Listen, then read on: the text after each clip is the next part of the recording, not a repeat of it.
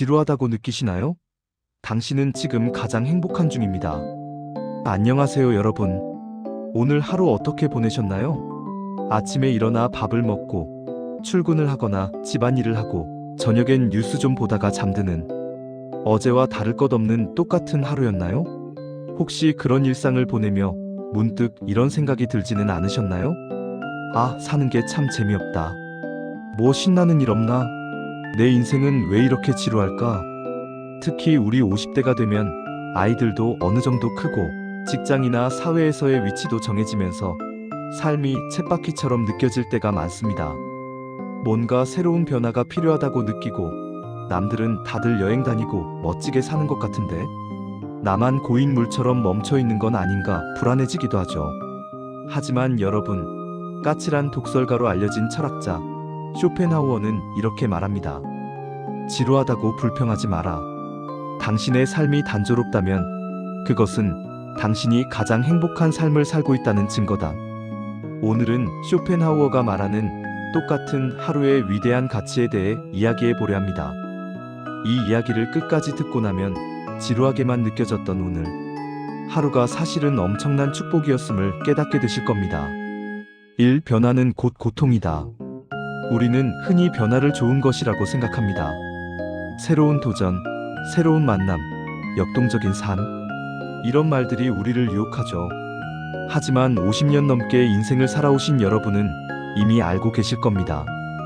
인생의 큰 변화 뒤에는 항상 그만큼의 대가가 따랐다는 것을요.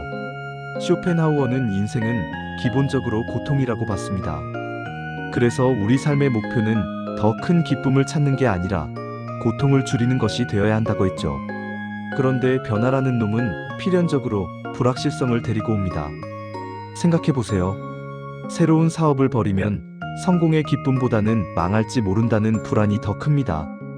낯선 사람을 만나면 설렘도 있지만 그 사람이 나를 배신하거나 상처 주지 않을까 하는 신경 쓰임이 생깁니다.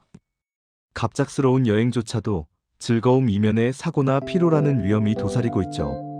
즉, 삶이 스펙터클하고 흥미진진하다는 건 뒤집어 말하면 내 인생이라는 배가 폭풍 우치는 바다 한가운데서 위태롭게 흔들리고 있다는 뜻입니다. 반면, 아, 오늘 정말 별일 없네, 심심하다라고 느낀다면 그건 여러분의 배가 아주 고요하고 안전한 호수 위를 순항하고 있다는 뜻입니다. 젊을 때야 그 파도를 즐겼을지 몰라도 이제 우리는 압니다. 무소식이 희소식이고 별일 없는 것이 최고의 안부라는 것을요.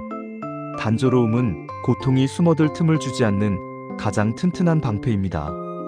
이 내면이 빈곤한 사람과 풍요로운 사람. 그렇다면 왜 우리는 이 안전한 단조로움을 견디지 못하고 자꾸 밖으로 나가려 할까요? 쇼펜하우어는 여기서 아주 뼈 때리는 이야기를 합니다. 혼자 있는 시간을 견디지 못하는 사람은 내면이 텅 빈 사람이다. 내면이 가난한 사람은 스스로를 즐겁게 할 힘이 없습니다. 그래서 가만히 있으면 공허함과 권태가 밀려옵니다. 이 끔찍한 지루함을 잊기 위해 끊임없이 외부 자극을 찾습니다. 술자리를 찾아다니고 도박을 하거나 불필요한 쇼핑을 하고 겉만 화려한 사교 모임에 집착합니다.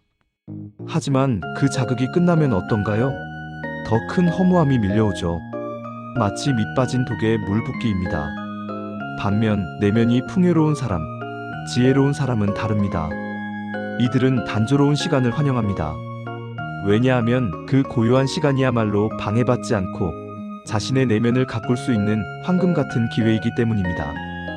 책을 읽고 사색하고 좋아하는 음악을 듣고 텃밭을 가꾸는 것만으로도 하루가 충만합니다. 나이가 들수록 우리는 밖이 아니라 안을 채워야 합니다. 외부 자극이 줄어들수록 내면의 깊이는 깊어집니다. 겉보기에 심심해 보이는 사람이 사실은 가장 풍요로운 영혼을 가진 사람일 수 있습니다. 삶 행복해지려면 좁혀라. 좁음의 역설. 그래서 쇼펜하우어는 우리에게 아주 구체적인 행복의 기술을 제안합니다. 바로 줄이고 좁히고 단순화하라는 것입니다. 이것을 좁음의 역설이라고 합니다. 우리는 더 넓은 세상으로 나가고 더 많은 사람을 알고 더 많은 것을 가져야 성공한 인생이라 배웠습니다. 하지만 50대가 되어 보니 어떤가요? 인맥이 넓다는 건 그만큼 경조사 챙길 일이 많고 오해와 갈등에 휘말릴 확률이 높다는 뜻 아니던가요? 집이 크고 물건이 많으면 그걸 관리하고 지키느라 꼴머리를 앓습니다. 활동 범위를 넓히는 건 세상의 공격에 나를 노출시키는 것과 같습니다. 행복하고 싶다면 과감하게 좁히십시오. 만나는 사람을 소수의 진정한 친구로 좁히세요. 불필요한 모임, 의무감으로 나가는 동창회, 과감히 정리해도 큰일 나지 않습니다. 집안의 물건도 정리하세요. 소유가 줄어들면 근심도 함께 줄어듭니다. 삶의 이벤트도 줄이세요. 매일 똑같은 시간에 일어나 똑같은 길을 산책하고 똑같은 차를 마시는 루틴을 만드세요. 너무 폐쇄적인 거 아니냐라고 하실 수도 있습니다. 하지만 내 삶의 영역이 좁고 단순할수록 우리는 그 영역의 주인이 되어 완벽하게 통제할 수 있습니다. 반대로 삶이 너무 넓고 복잡하면 우리는 상황에 끌려다니는 노예가 됩니다. 이제는 넓이가 아니라 깊이로 승부할 때입니다. 4. 여행은 답이 아니다. 우리가 답답할 때 가장 먼저 떠올리는 게 여행이죠. 아, 어디론가 훌쩍 떠나서 리프레시하고 싶다.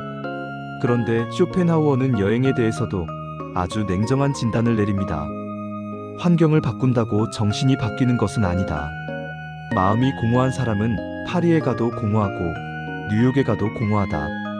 여행지에서의 즐거움은 잠깐의 진통제일 뿐입니다. 멋진 풍경을 보고 맛있는 것을 먹을 땐 좋지만 다시 집으로 돌아오면 현실은 그대로입니다. 아니, 여행의 흥분이 사라진 자리에 더 큰 공허함이 찾아오기도 합니다. 내가 가진 불안, 후회, 성격은 캐리어에 담겨 고스란히 나를 따라오기 때문입니다. 진정한 행복은 비행기 티켓을 끊는 데 있는 것이 아니라 내 방 한 구석에서도 평화로울 수 있는 능력에 있습니다. 밖으로 도망치려 하지 마세요. 대신 흩어져 있던 마음을 걷어들여 나만의 견고한 성을 쌓아야 합니다. 사랑하는 여러분, 오늘 하루가 어제와 똑같아서 지루하셨나요? 아무런 사건 사고도 없이 특별히 기쁜 일도 없지만 그렇다고 슬픈 일도 없는 밋밋한 하루였나요? 축하드립니다. 여러분은 오늘 인생이라는 거친 바다에서 가장 안전하게 항해를 마친 것입니다. 쇼펜하우어의 말처럼 행복은 쾌락의 크기가 아니라 고통의 부재입니다. 아무 일 없는 것이야말로 최고의 행복입니다. 이제부터는 지루하다는 말 대신 평온하다는 말을 써보시면 어떨까요? 매일 반복되는 일상의 루틴을 소중히 여기십시오. 그 규칙적인 단조로움이 노년의 우리를 지켜줄 가장 든든한 버팀목이 될 것입니다. 화려하지 않아도 괜찮습니다. 남들 눈에 심심해 보여도 상관없습니다. 내면이 꽉 찬 사람에게는 단조로운 일상이 가장 아름다운 배경음악이 됩니다. 오늘도 별일 없이 하루를 보내신 여러분, 정말 수고 많으셨습니다. 그리고 누구보다 행복한 하루를 보내신 겁니다. 여러분의 평온한 내일을 응원합니다. 감사합니다.